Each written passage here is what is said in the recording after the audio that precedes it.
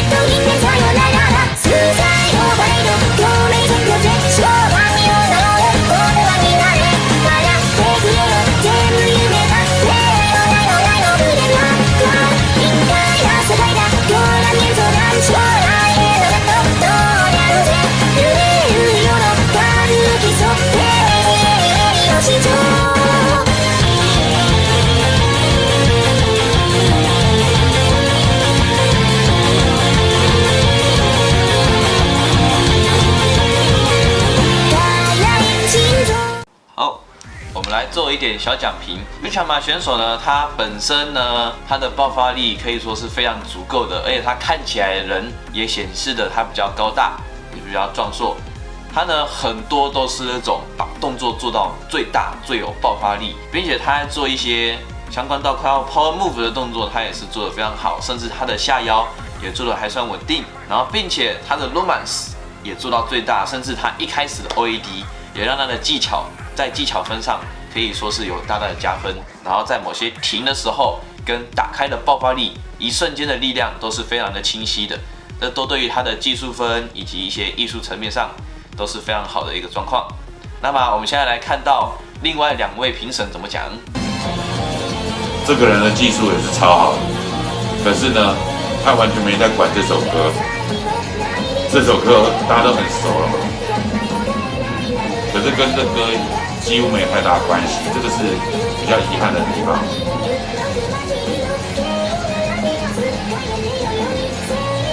这边有点歌有关系了，可是拍子没有准，很可惜啊，就是拍子，又是拍子的问题，很可惜，拍子准就好了。次はゆうちゃまさん、ツーサイドバレー。ミルキーウェイ。こういうサイリウムを炊く時の演出も大事ですよね、動画作りにおいて。蓄打ち、圧倒的な手数の多さというか激しさっていうのはなんか誰でも出せるものじゃないから見応えがある。動画全体的に迫力のある動きっていうか手数の多い動きだけどその中でもさらになんか段階を踏んでるから、途中で飽きない。痺れる。痺れる。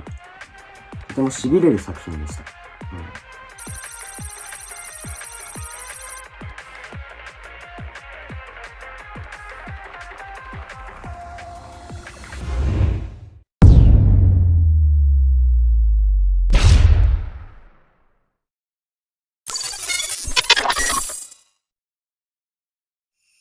部屋の片隅で容易な刃に触れて滴る血を眺めていた一人静か黄色の記憶にすがり泣いていた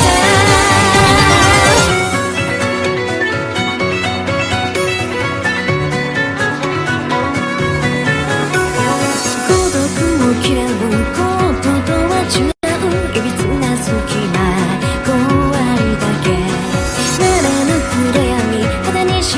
一つ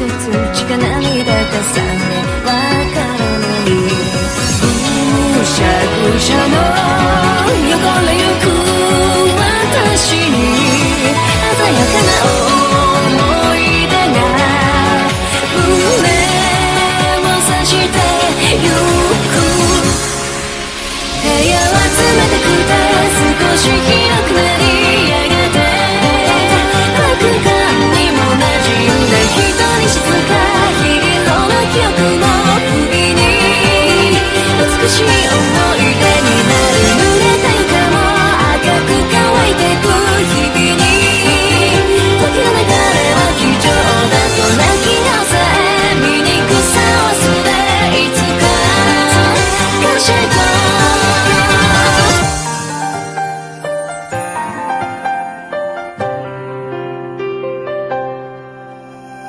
它在技术分上的话，可能应该是比较不会那么的高，但是呢，他都很认真的把每一下放入感情的去做完，而且每一下都稳稳的去把它做到最大，并且做到最标准的感觉。然后呢，虽然说它有一些像是膝盖的角度可能不是那么好，可能会有点偏掉，或者是说它可以再有更好的角度，甚至它的核心，可能核心它的转换重心的转换，甚至核心的推送，甚至一直到连接，它所有的 body connection 的连接，它可以在做得更清楚，或者是去向面向更清晰的状况下，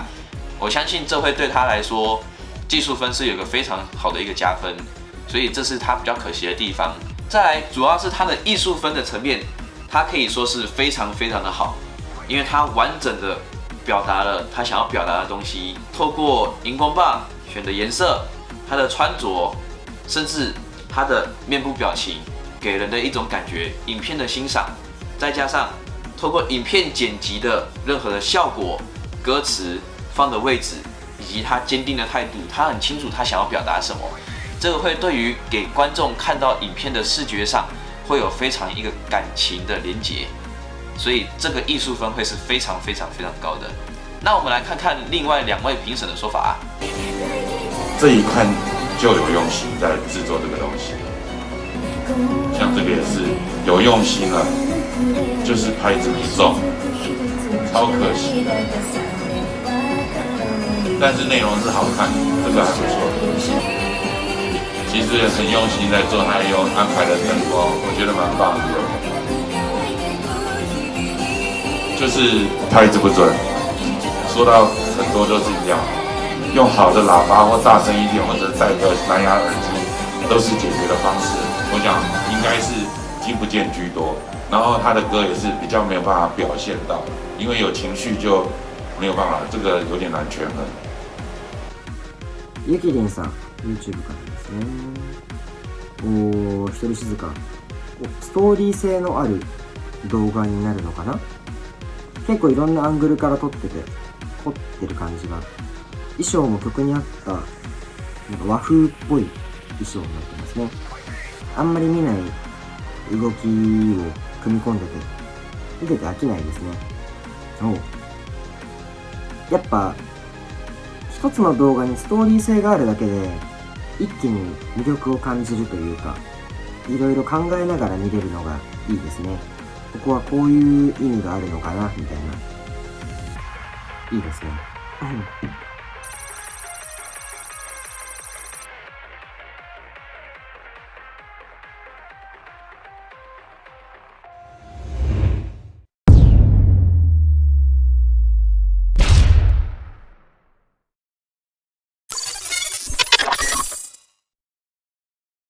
今咲き乱れる桜の花、風に乗って高く舞い上がれ、あなたのもとへ思い届けて、咲かせ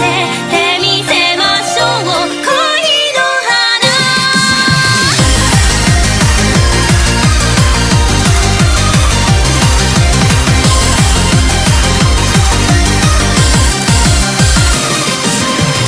舞い散る花びら、季節の終わりを二人の姿に重ね合わせ、どうすればこの想いは届くのだろうとつぶやいた言葉は夜空へと溶けて消えて、ちらりとらめく二方の夢、触れることは叶わずともたださやかなしるべ、思い焦がれて果てなき迷路さまよう月を、今咲き乱れる桜の花、風に乗って高く舞い上がれ、あなたのもとへ思い届けて、咲かせてみせましょう恋の花。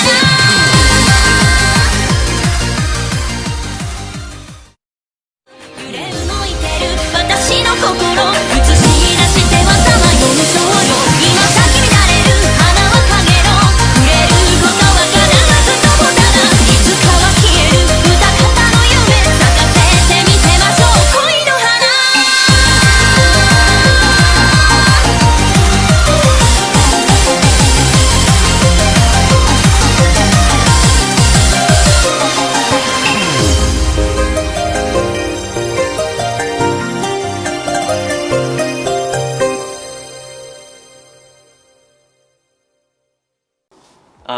这位选手他呢，应该是一个非常技术型的一个选手，然后呢，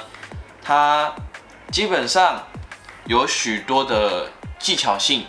在秀很多的技巧，在艺术分的层面上，可能重于放在一些对拍以及用技巧发挥的质感的东西上，所以我们会看到他在做很多定点拍子的时候，他会把很多蹦定住，甚至去拉的时候，都把它做得很清楚。停点对他有一个很帮助的东西是，他的定点动作非常清晰，可是相对的，在某一些细节上比较可惜的是，像是他的拉弓，他会拉一半，他可能想要把它拉住，可是马上又断掉，再重新的拉一遍，这个会比较可惜，因为他没有拉到有一种连结性，所以相对的，他在动作与动作上的连结性会比较有点缺少。但是他把定点做得非常清楚，然后他本身呢，他的肢体张力是非常的足够的，他把每一下画都是往外画出去，它的延伸性跟一些饱满度都是非常足够的。可惜有的时候可能因为过度的使用，导致过度紧张，可能它会让它看起来有点驼驼背背的，反而导致它的一个姿态，身体的姿态比较没有那么的好，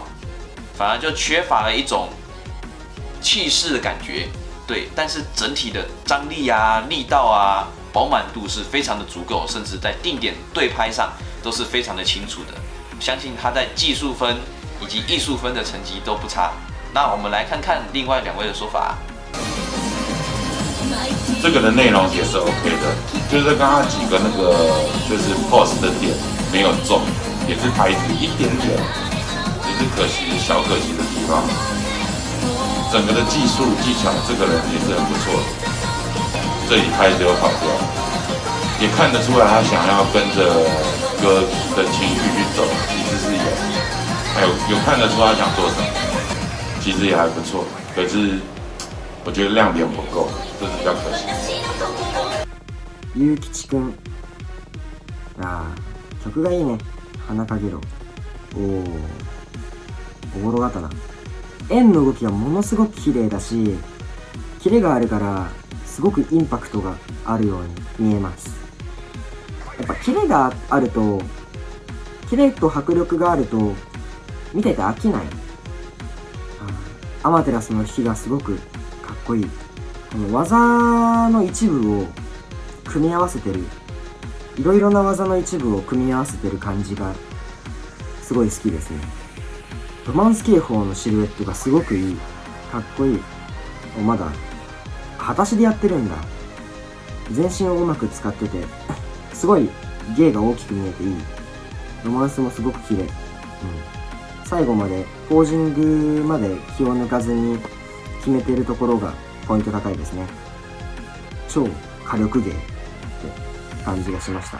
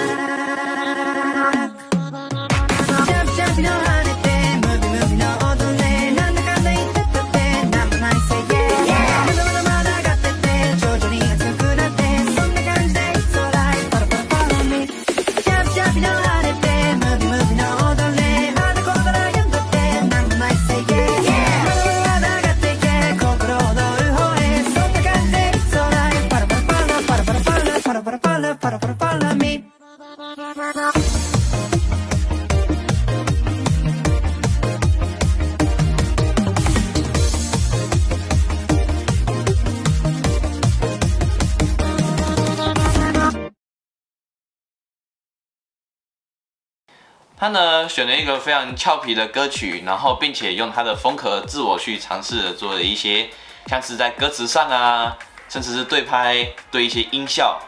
甚至他用了一些影片编辑的方式来去做到一些效果，这对他的影片的艺术分是非常有加分的。甚至在对于那些 jump， 他一谈到 jump 的时候，他也用跳来去做他的编排，这在艺术分是非常高的。再来他的技术呢也是非常的 OK， 他在对拍上肢体的张力跟一些 pose， 他的所有的 pose 是非常清楚的。稍微有一点点小可惜的在于是说，可能某的时候张力比较不足够，他的张力可能是这种的帅气这种定点，他可能会有一点过程中有一点小晃，就是没有的那么的稳定，但是大致上都非常的稳定。可是，在某一些细节上比较可惜的是，它可以在更好的、更稳的时候，它反而会有一点点的小晃，可能是为了过度的霸的时候，它会晃动。对，这个是比较可惜的一个地方，而当然这也是许多打师比较难做到的地方，连我自己也可能有点小小做不太到，这也都是比较困难的。如果他能做到的话，会更好，甚至是非常厉害的一件事情。那我相信他在艺术分上一定也相当的高吧。再来，那只猫也给他们加了很大的分，他刚刚好让利用猫的串场来去做到了视频效果，有打动观众的心，让一只猫很可爱，让大家猫奴都会自然的很想哦，这影片非常的好看，甚至它的选色也非常的适合，还有它的表情动作，它的表情动作非常的适合在于这首歌的表现，甚至非常的清楚，它在表达它俏皮的一种风格。那我们来看看另外两位评审怎么讲。这个人呢，我个人是觉得表情担当，酷，就这个就让我刚刚那个画面就让我想到他进到前面，也很有趣。还有那只猫，谢谢那只猫，它的内容也是 OK 的，拍子也是准，这个很不错，其实很不错，这个也是我觉得蛮喜欢的。很不错吧？不过就是一样，他这个歌就是它的内容比较没有那么复杂，所以它可以表现的东西可能比较不够多，所以他刚前面很好的表情，他那只猫加了分，可是呢，就是没有办法让它表现的太多，这是比较遗憾的地方。下月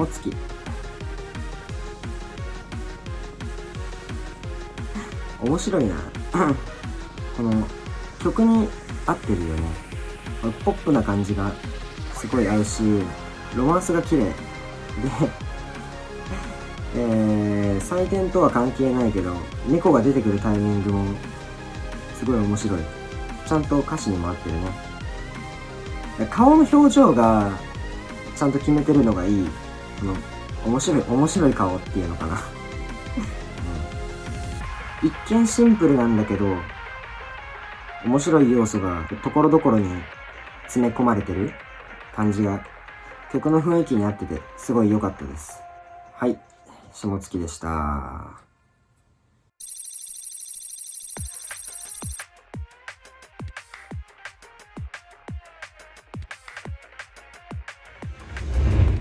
个人组就报到这边，接下来呢还会有一位个人组冠军，那个我们将会在后面继续公布。那么现在我们来换到团体组，首先我们就来正式进入团体组的阶段。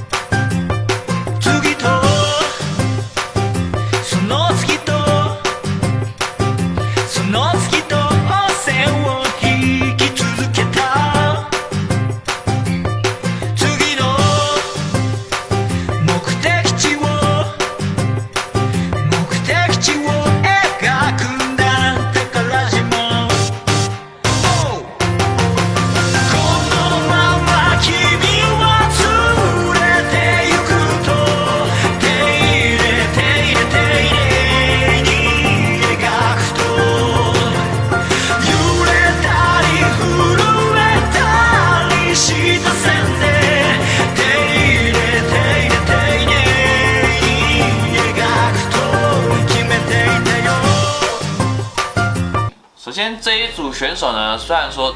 程度并不高，所以技术分可能也不会很高，但是呢，他们的在艺术层面上，就是他们对于音乐的节奏性还算 OK， 他们都不会有什么太多的跑拍或是什么的状况，甚至他们在于编排上，他们也会去想说用编排来弥补他们技术不好的问题，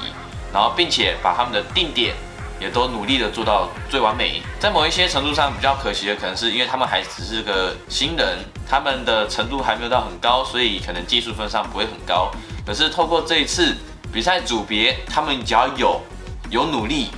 而且打得稳，因为打得稳，分数就高，因为动作很清楚，而且他们清楚的表达他们想要表达的编排，这是他们努力得来的成果。那么我们现在来看到另外2位评审的说法。3 1 2 3 4 1 3 4 1 2 3 4，那拍子都没有中，但是内容是 OK 的，也看得出来他们在跟着歌在设计，他们其实是有跟着歌在设计，都落了半拍以上，这是很奇怪的，很可惜。这个是有编辑的，还有就是，当然他们的内容我觉得是 OK 的，背景再好一些或衣服整齐，因为毕竟是一个比赛。次、バルス、新宝島。今んとこ3人ですね。あ、ちゃんと新宝島の振り付けも入れてるんだ。ロマンスも安定してますね。軸があんまりブレてないから結構ポイント高いです。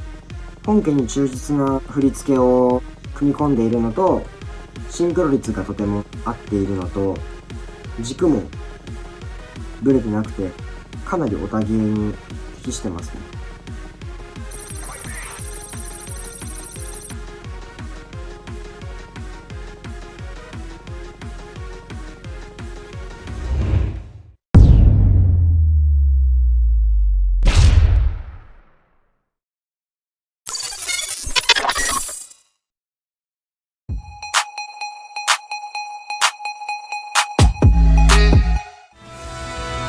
笑顔白く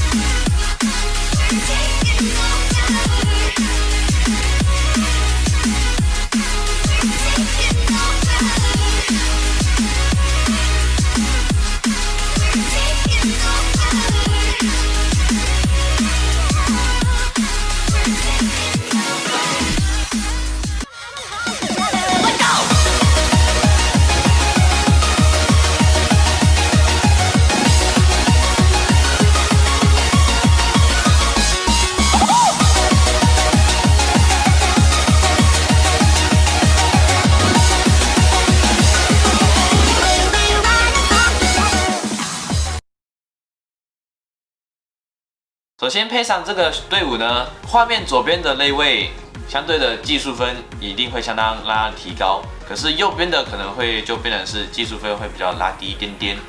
比较可惜的是呢，在于他们是用技连的方式呈现，那专门就是秀技，那一定会只有技术分偏高，艺术分相对的就比较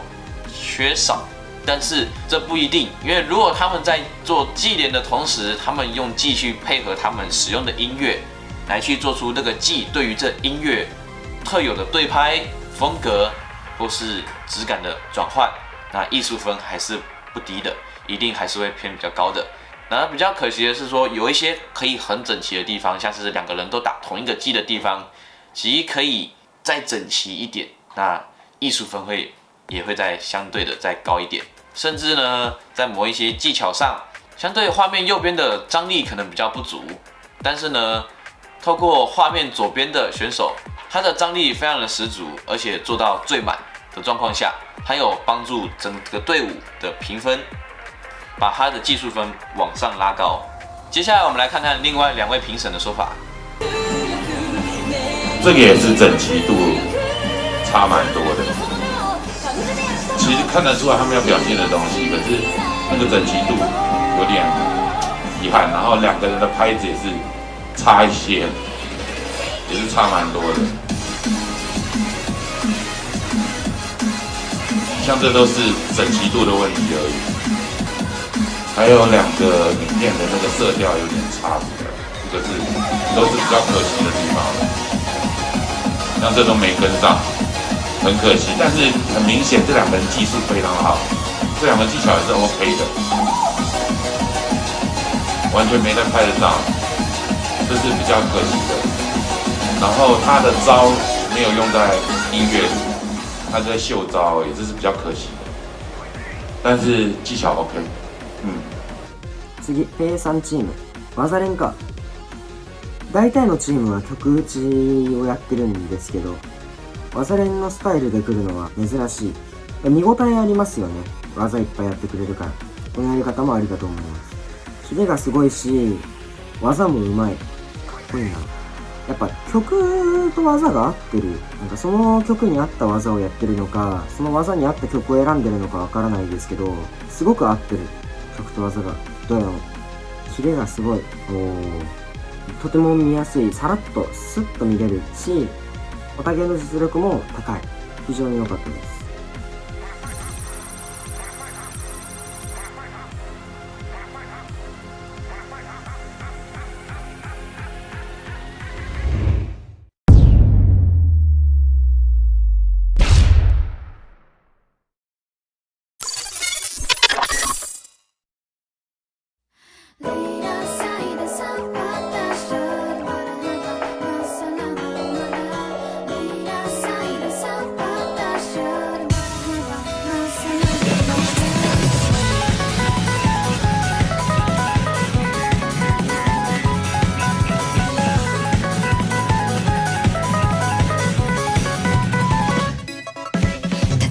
そまだ起こさずに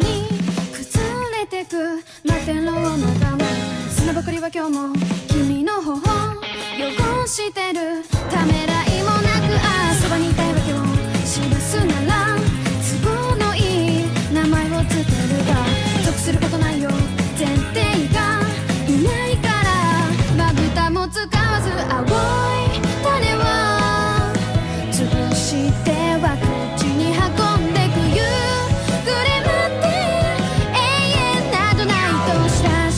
からきっと水でさえこの熱でさえ感じていないのなら使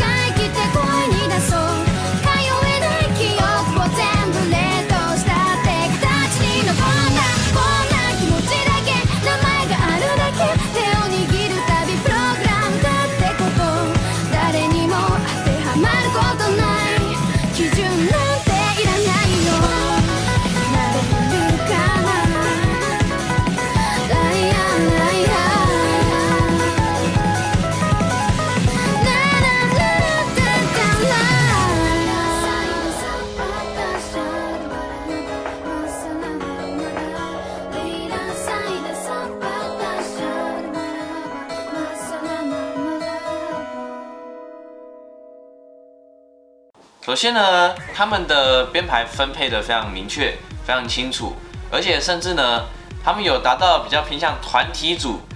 可以去做分配分工的这个的加分。内部有1、2位选手，虽然说程度没有到非常的高，但是他们都努力的把它做到最好、最大，然后并且最干净，有看得出他们那种认真，然后尽全力的感觉，所以相信在技术分上也是不会有问题的。而在开头的这位选手呢，他比较可惜的一点是说，他的东西有点晃，它会看起来像那种重型机械，它那种碰撞感，那咔咔咔咔的那种感觉。所以相对的是，它的可能每一个关节过度的有震荡到，那反而可能对它的关节会造成伤害，那反而这是一个非常不太好的事情，所以可以多注意，并且说呢，如果它再稳定一点，技术分会相对的提高许多。然后在艺术分呢，他们在对于歌曲的呈现，甚至其中一位选手他做的这些动作、对拍，甚至符合歌曲的情境，去感受自己的动作。不管任何其他的东西，就是感受自己的动作，而做出最真实当下的一个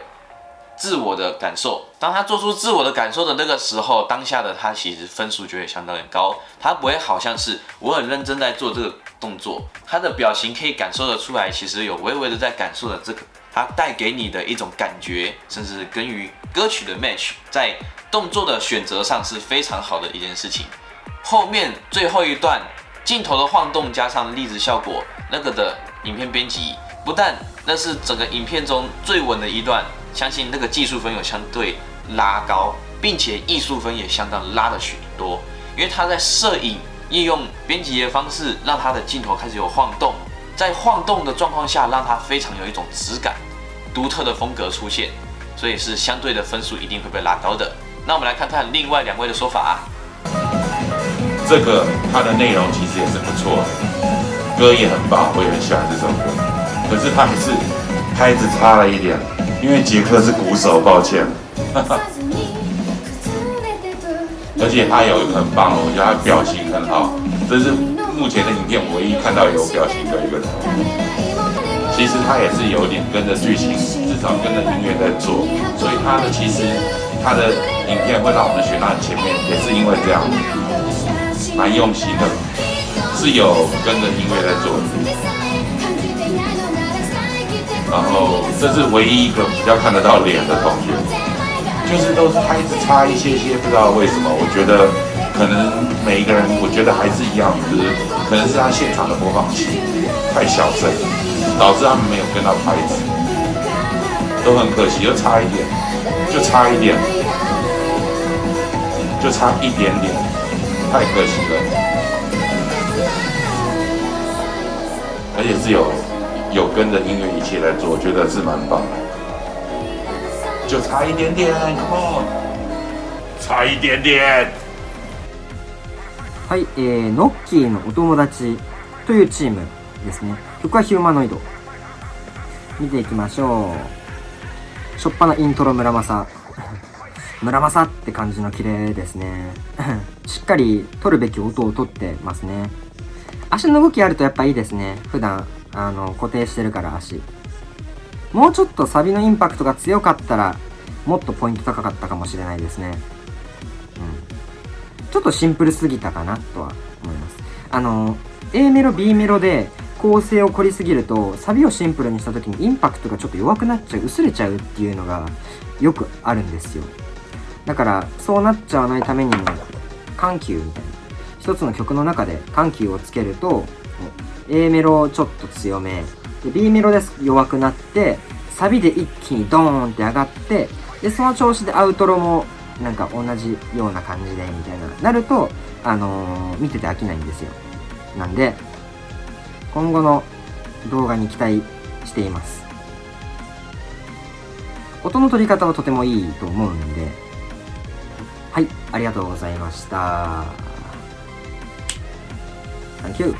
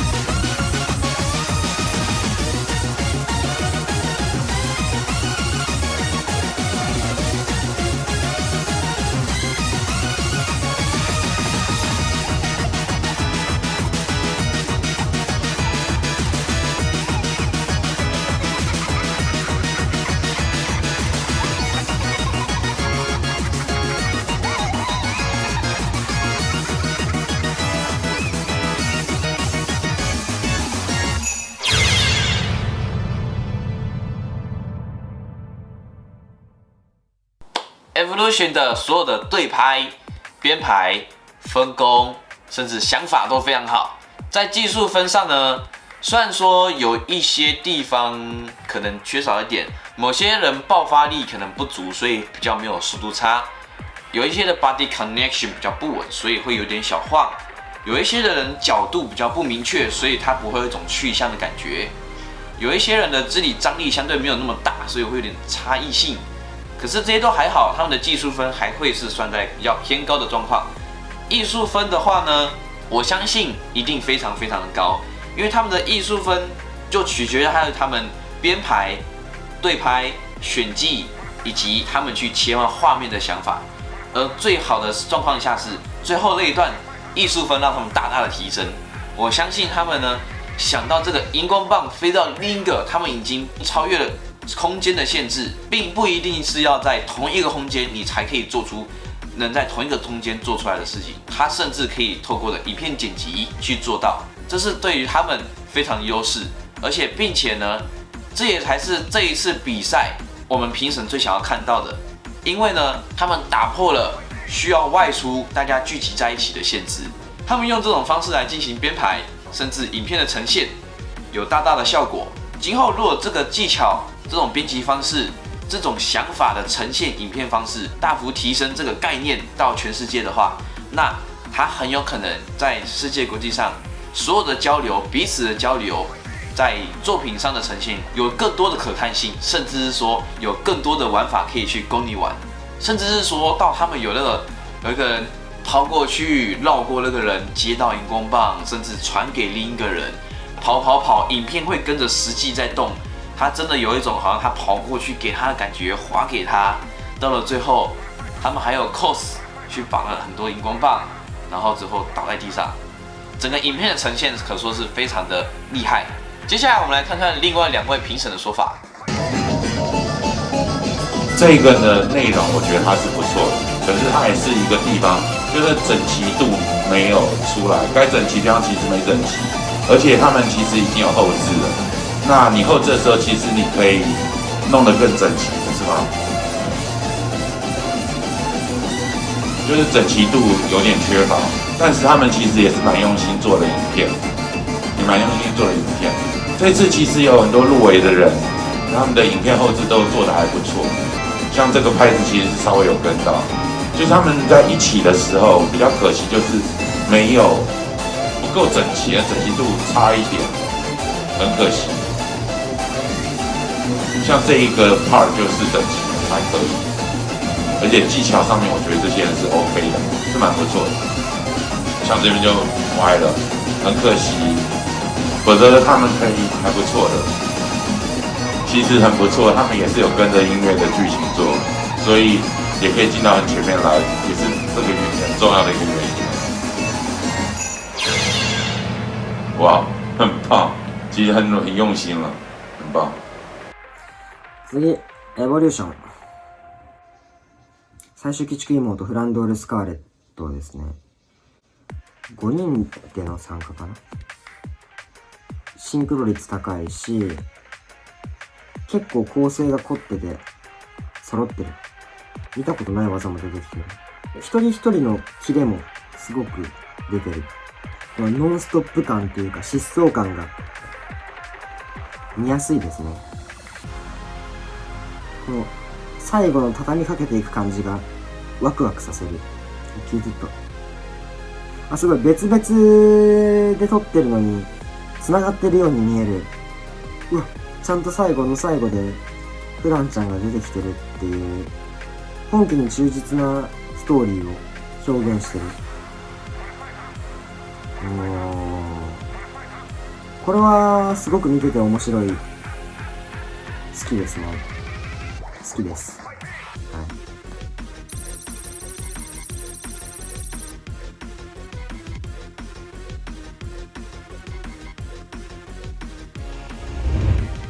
现在我们团体组的候选名单也都报完了，现在也只剩下冠军、个人组的冠军跟团体组的冠军，还有个人组的 MVP 跟团体组的 MVP。那么呢，我们现在先来公布个人组的冠军。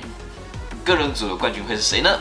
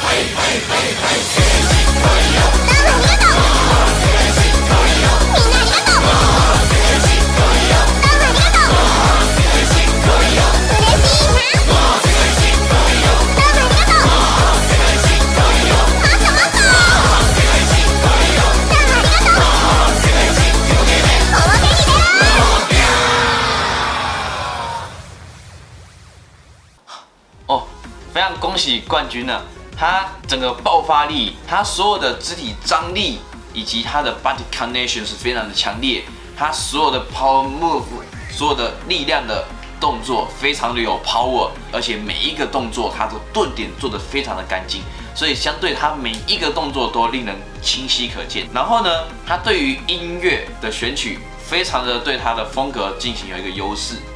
然后所以他的技术分一定非常的高。再加上他的核心跟他的肌肉的控制是非常的好的。再来呢，他在对于一些音乐某一些特定的声音啊，或者是在唱的，或者是节拍，他还去对到相对应的动作，这个就对到我们的艺术分在讲的合适性，你这个动作适不适合这个音乐，或是适不适合你这个人，适不适合你的风格，适不适合这个整个的连贯，它的编排是非常的合适，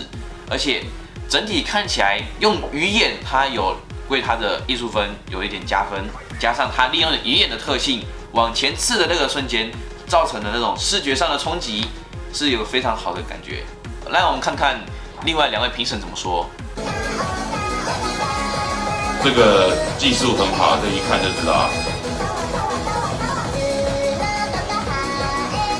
该到的点都有到，技术很好。然后内容也都对，拍子有准。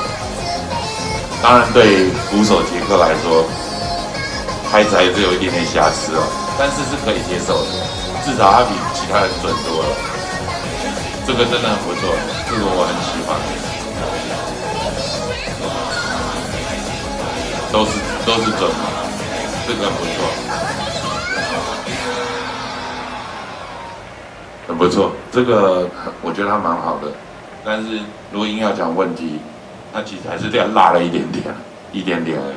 抱歉了，因为我是鼓手，可惜一点点而已。然后除了一点点之外，他还有，我觉得可能就是把它当一个比赛吧，因为大家都太随便了，这是比较可惜的。他如果服装啊或者他的背景再好一些，我觉得会差很多。はい、寿司くんはオタ芸の技術得点が全体的に高い。でね、打ってる時にめちゃくちゃ気持ちよさそうに打って楽しそうな感じが一つ一つの動きから伝わりました。あと曲の歌詞に合った振り付けとかをアクセントとしてところどころに混ぜているのが見ててとても楽しかったです。最後のね村正の部分とかもこっちも体動いちゃったんでとても気持ちよく見ることができました。最後までありがとうございます。おめでとうございます。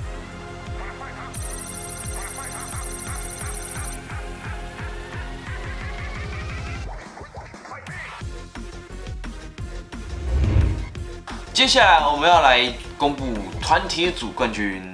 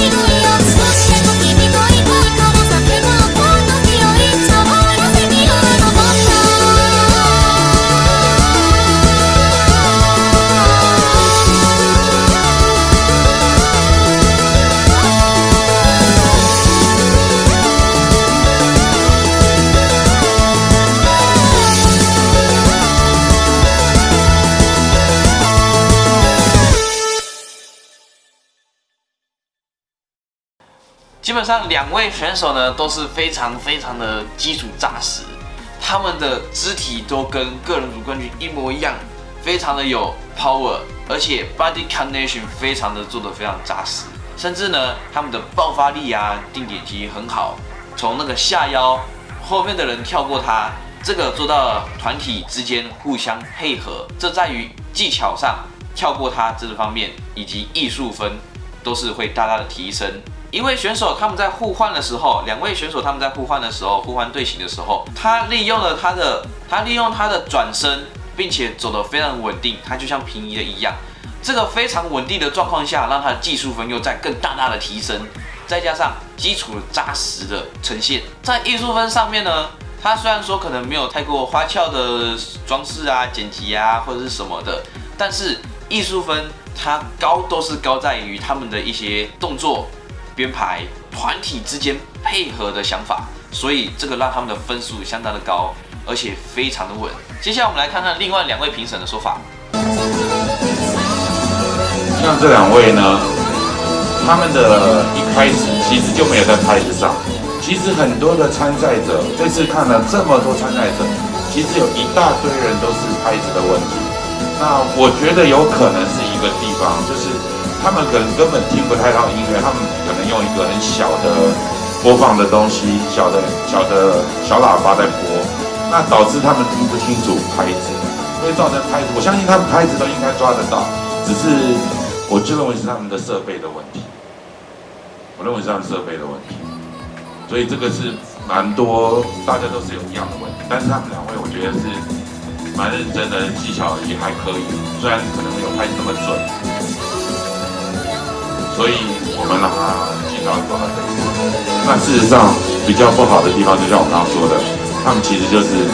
完全没有在拍子上。那我的建议是，看是不是用蓝牙耳机，或者用稍微大一点的喇叭，然后你的拍子会比较容易听得准，否则这样子没有对准，其实是蛮可惜的一件事的，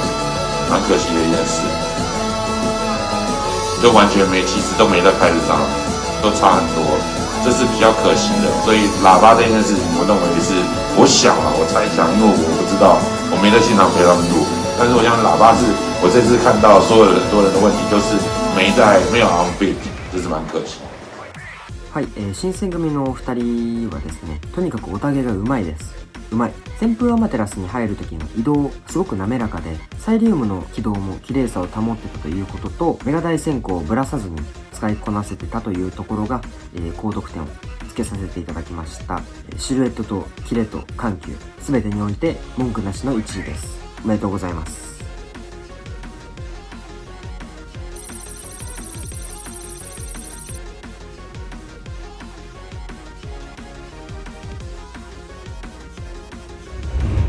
接下来我们要来公布 MVP 冠军，我们都公布完了 ，MVP 一定很重要。MVP 呢是我们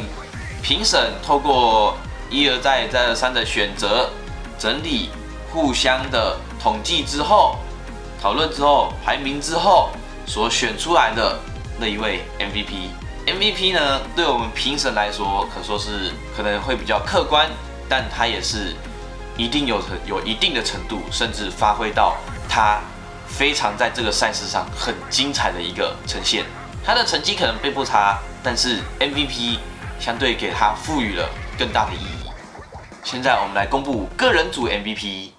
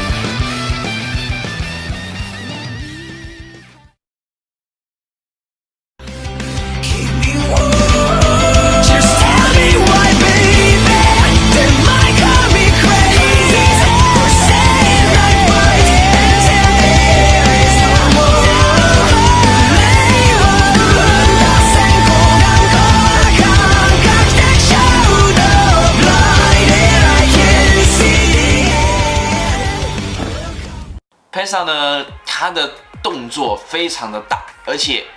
非常的稳，并且他的去向每一项都画得很远，而且你会发现他的每一个去向非常清晰，你会发现他的光弧就是你很明显知道他现在就是朝着哪个方向，他的身体位置，他的 body control 非常的好，再加上呢，他每一下都是非常的认真打到最大，做出他最好的一个样子，甚至呢，他的编排到最后，他利用他最擅长的下腰，下到非常非常的低，很稳定的做完了阿马特拉斯，这个让我们评审非常非常的惊艳，非常非常觉得他超级厉害，真的很猛。相信他拿到 MVP 是非常非常的合理的，而且他每一个的气势，每一下都可以是让人觉得很清楚一个目标，他的目标是非常明确的，他就是要得到，并且非常非常的努力去冲破他的极限。接下来我们来听听另外2位评审的说法。这个选手呢，他的技术真的很好，拍子也是准的，一切都很棒。但是呢，我觉得最可惜的就是，既然你要参加比赛，你不能送这个画质的东西过来，很扣分。但是呢，它的内容是很棒的，我觉得这个选手非常的好，而且最厉害的是他的腰力，我觉得他的腰非常的棒。然后这边这一小段他有点两边有点不太准，就是拍子差了一点点，这是也是一个小小的缺失。我觉得他把一切的精神都做到了，就刚那一小段有点拍子的问题，还有画质，我觉得蛮不好的。然后最后他更厉害的是，哇，他这都很棒。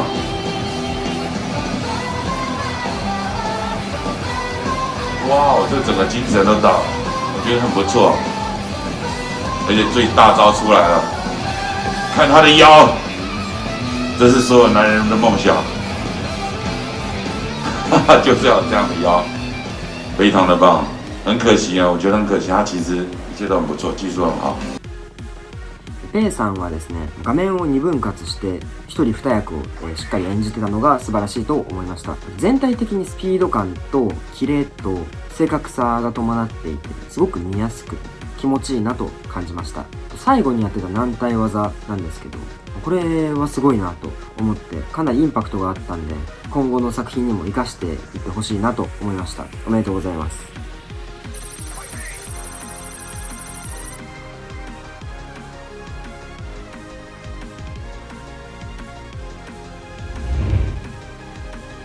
接下来我们来公布团体组 MVP。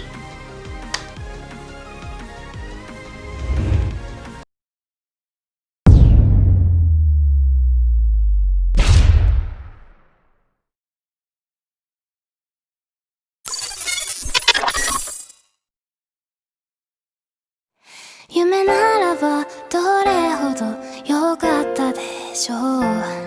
未だにあなたのことを夢に見る。忘れたものを取りに帰るように、古びた思い出の誇りを払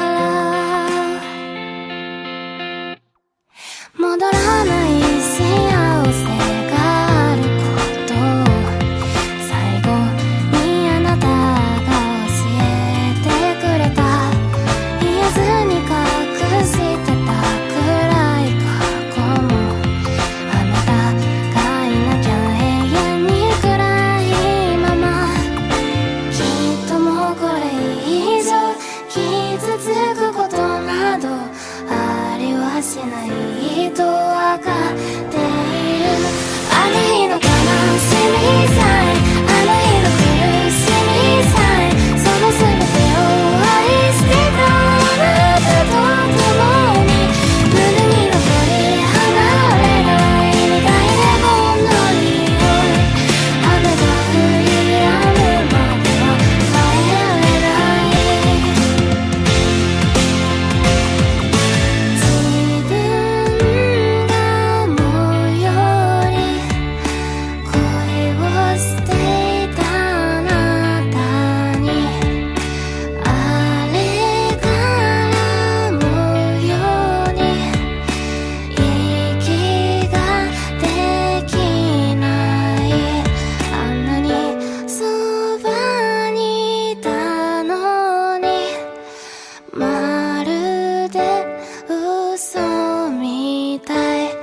とても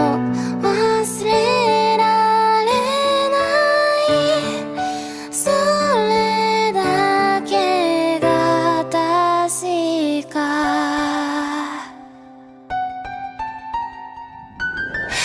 あの日の悲しみさえあの日の苦しみさえその全てを愛してたあなたと共に胸に残り離れない苦いもの匂い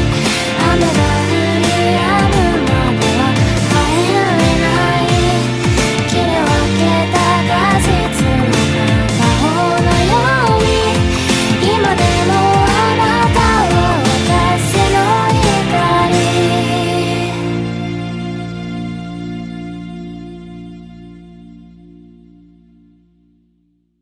他们的技巧呢，有程度，有高有低，相对的一定会有起起伏伏。但是呢，整体下来技术不会到多差，所以他们的技术分，因为他们的编排一些技巧上的难易度，让他们的技术分还是有比较保持一个水平，有比较高的一点的程度。艺术分对他们来说可以是说非常非常的高分的。他们的艺术分的层面呢，是在于是说他们对于编排音乐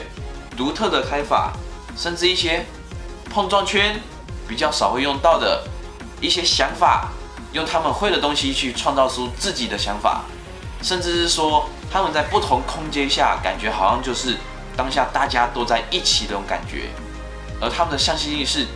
打破了空间，就算都在各地，他们还是非常的有一种 connection 的感觉。他们的团体连结意识是非常的强烈，加上呢，他们后面的编排，他们很明确分出了一些程度很好的人跟一些比较普通的人，他们利用这样子的分组去做层次，去做呈现，并且呢，不会忘记任何一个队员，每一个队员都是很重要，并且在最后一起往上，那种大家一起呈现在一个画面中。很有感觉，每一个人都很有感觉的去做这个东西的时候，在于感情的表达是非常完美的。所以在于他们的编排，不只说会让人有时候一些技巧上或是合适、惊艳，让人意想不到的编排下，会让人觉得艺术分提高很多的同时，他们的剪辑方式、千手观音的剪辑方式，甚至是说他们的全体所表达的意境感。虽然说在有一些特效的方面较为小粗糙，他们很明确表达了他们的感情，我相信这个他们艺术分一定会拉得很高。让我们来看看另外两位评审的说法。这个选手呢，我觉得蛮用心的，他其实是有点故事性的，我觉得是蛮好。他的做的内容，他跳的内容都跟音乐是有关系的。我觉得这也是很大的重点，因为我看这次很多选手，其实他们的演出的内容跟音乐其实没有太大的关系，这是蛮遗憾的地方。所以希望大家虽然是我们是做这样的舞蹈，可是希望是能够跟音乐还是有点关联。当然他们挑的这首歌是稍微比较吃亏一点，因为是一首慢的歌，可以秀的内容跟技巧的内容可以展现的地方是比较少，所以这是比较不适合拿来比赛用吧，我想，所以这是比较可惜的地方。我相信他们的技术是很 OK 的，然后可是他们因为挑的歌比较慢，所以整个能够展现的地方是比较少，而且用心，其实他们整个的内容是用心的，内容是蛮好的。可是就是我觉得唯一的可惜就是我刚刚说的，就是他们是挑了慢歌，因为毕竟还是要希望有一些技巧的分数。那他们因为他们的用心，所以他们可以走到现在这一步，我觉得这是值得鼓励的地方。也希望大家不管是比赛或我们毕竟还是希望能够有点表现，毕竟是个表演或者一个比赛，所以就希望能够有更多展现的空间。但是他们的用心，让他们能够走到今天这一步。我相信我很期待他们下一个作品，如果他们可以有多一点的技巧的展现，我相信就他们的后置的努力，我觉得会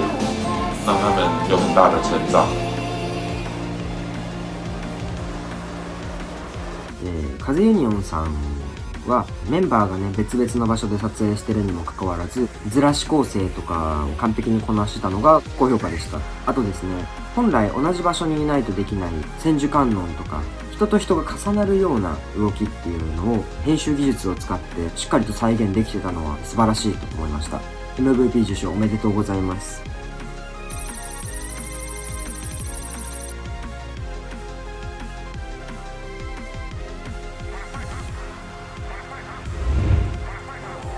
Hello， 大家好，我是 Wolf Second，A.K.A. Overlord。